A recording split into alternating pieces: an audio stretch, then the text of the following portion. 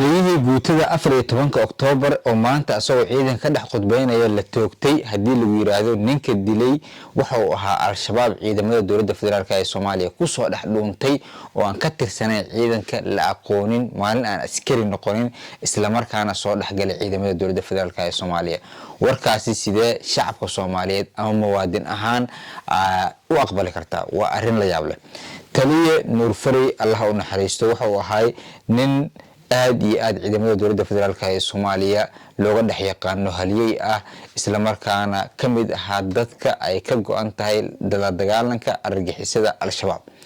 ninka maanta toogtay taliyaha ee ciidanka soo dhex galay waxa uu ahaa mid kamid ah khawaarijta oo aan biyo is soo marinin xitaa qoriga uu watay waxa laha khawaarijta ciidanka ayuu la soo dhex galay ujeedku wuxuu ahaa taliyahaas inuu dilo waana uu ku guuleystay hadaba arintan sidee ay u dhacday taliye ciidankiisii oo qodbeynaya in khawaarij ay soo dhex galaan oo laga dhex garan waayo ciidamada halkaas ku sugnaa gobolka Shabeellaha Hoose waxay isugu jireen guutada oo taliyaha u ahaa Nuur Fari ee lagu magacaabo 14 Oktoobar iyo sidoo kale guutooyin qaybo kamid ah oo ay kamid ahaayeen guutada Umar bin Khattab sida la sheegay ninkan waxa uu la joogay ama uu أول هو كل حكي عيدمada عمر بن الخطاب ayaa la sheegay guutada ah waxa uuna soo xaadiray kulanka taliyuhu oo kula hadlayo ciidamada 14 Oktoobar waxa uu watay qori asagoo u gooniya oo argagixisada ay soo siisay sidaas daraadeed taliyaha lama kala aqoonin ciidamada uu ku dhex jiray iyo ciidamadan kale taliyuhu lama kala aqoonin ciidamadan maadaama ay yihiin qaybo kala duwan oo isugu yimid dharka diriiska ciidanka ayuu soo qaatay sidoo kale waxa la sheegay inuu ahaa nin balwad leh oo balwadu ay ka muuqato askarta ciidamada dawladda federaalka ee Soomaaliya waxa lagu xantaa in qaarkood ay balwadu leeyihiin saas daraadeed lagama shakin waxa la sheegay inuu soo jartay food macnaha tinta uu gadaal ka soo jartay isu diyaariyay isku ekeysiyay nin kamid ah ciidanka dawladda federaalka ee Soomaaliya ninkan oo la qabtay waxa la baaray qoriga uu ku dilay taliyahaasi waxa la ogaaday qorigan inuu samaka diiwaan gashanay ciidanka xoogga dalka maalinba uu soo galnay waxa cad inuu yahay qori uu kala yimid argagixisada dhexdooda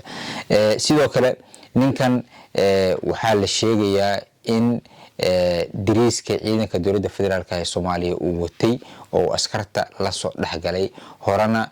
askartu uma aysan aqoon laakiin waxa u fududaatay inuu ku dhex dhuunto maadaama askartu ay ka kala yimaadeen guutooyin kala duwan oo ay si aad isku garaneen oo ay uu sheeganayay guuta kasta marka ay weydiiso guutada kale ee la joogtay inuu ka tirsan yahay fadeexadan ciidamada dawladda federaalka ee Soomaaliya dhexdeeda ay haatan ka dhex muuqanaysaa waxaana la sheegay in la xiray ilaaladii taliyahan la dilay sidoo kale saraakiisha sare ee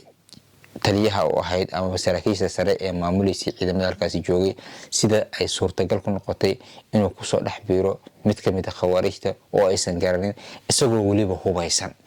hadaba daawada adiga maxay kula muuqataa taliyaha meedkiisa Muqdisho ayaa la keenay waxaana la amray inaan la duugin degdeg loo duugin oo baaritaan lagu sameeyo ciidamada dawladda federaalka ee Soomaaliya waxa ku dhex jira ayaa la aaminsan yahay shakhsiyaad ay argagixisada ku soo dhex darsadeen oo ciidanka registeraysan kamid ah laakiin maanta mid dhacday ciidanka waa kamid ahayna isaga ayaa soo dhex galay oo shaqadiisa ka dhex fushaday ciidamadiina waa ay taagnaayeen hadaba adiga maxay kula muuqataa